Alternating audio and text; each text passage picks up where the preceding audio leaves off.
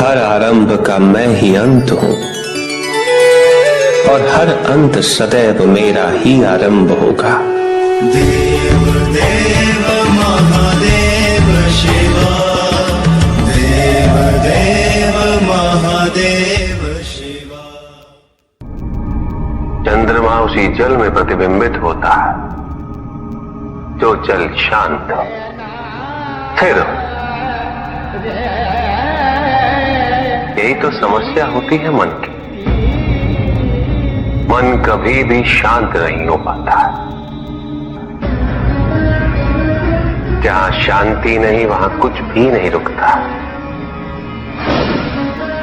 समुद्र की लहरों की भांति विचारों का उपद्रव मन को निरंतर स्थिर रखता। कुछ भी सुनने और समझने के लिए मन का मौन रहना आवश्यक है, किंतु मन मौन रहना नहीं जानता। वो तो निरंतर कुछ ना कुछ कहता रहता, प्रतिपत्ति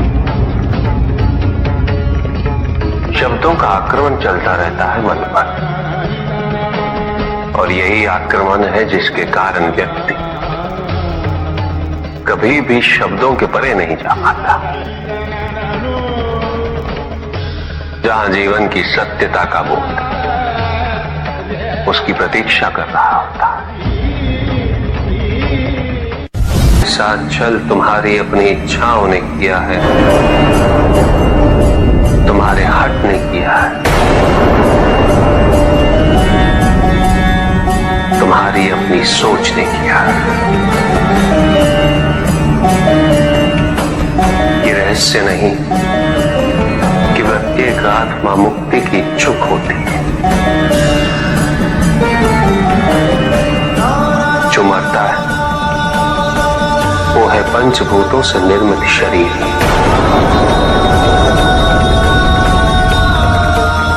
किंतु आत्मा तो अजर है, अमर है।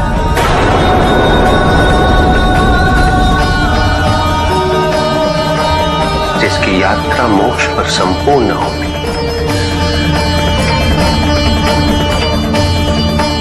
जहां सांसारिक बंधनों से व्यक्ति मुक्त हो जाता है,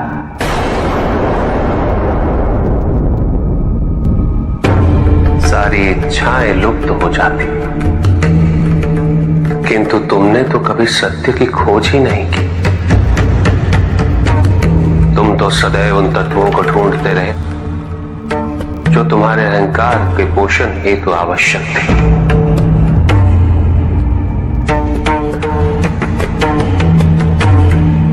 किंतु सत्य तो यही है कि ना कोई तुम्हारा है और ना तुम किसी के।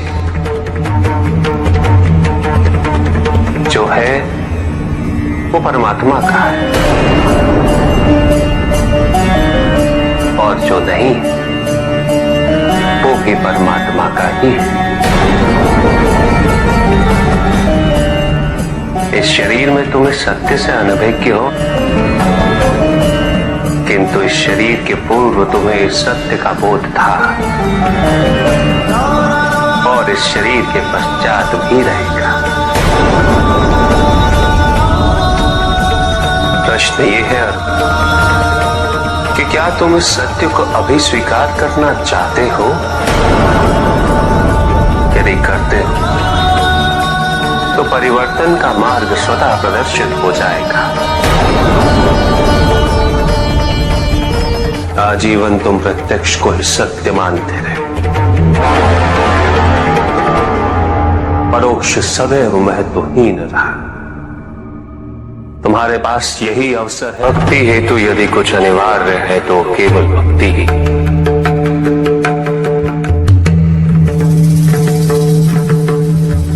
किंतु प्रश्न ये है कि क्या आपकी भक्ति संपूर्ण है?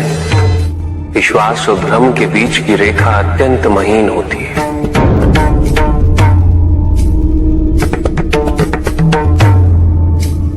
असंख्य व्यक्ति ये नहीं समझ पाते कि उनका विश्वास विश्वास है या भ्रम।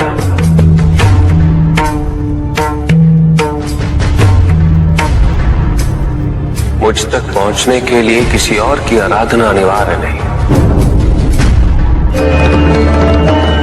मेरे सच्चे भक्त तो मुझे किसी भी रूप में पूज सकते, किसी भी रूप में प्राप्त कर सकते। ओम नमः शिवाय। पुरुष और प्रकृति एक है,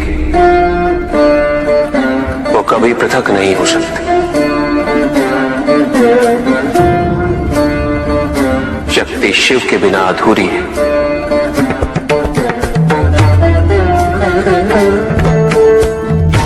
और शिव तो शक्ति के बिना शव के समान है।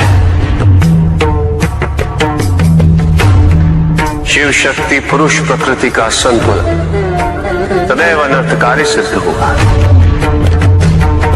शरीर में यदि स्त्री तत्वों की ऊर्जा नहीं तो शरीर निर्जीव है।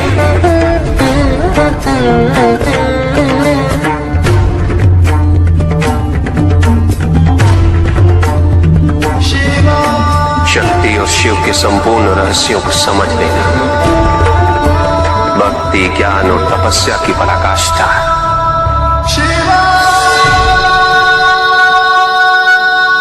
जब ज्ञान के लिए शब्द पर्याप्त बना, उदाहरण प्रस्तुत करना अनिवार्य हो जाता है, केवल आपके लिए ही नहीं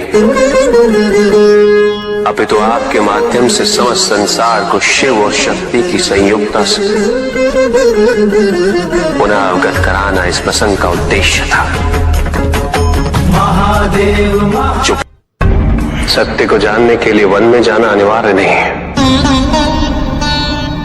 अपने निजी, पारिवारिक और सामाजिक दायित्वों का परित्याग भी आवश्यक नहीं है। सत्य तो सदैव हमारे साथ है, हमारे सामने है, किंतु हम स्वयं धीरे धीरे उस पे अपने क्रोध, अपने अहम, भय, विचार और महत्वाकांक्षाओं जैसे कई आवरण चढ़ा देते हैं। सत्य हमसे नहीं, हम स्वयं सत्य से दूर हो जाते हैं।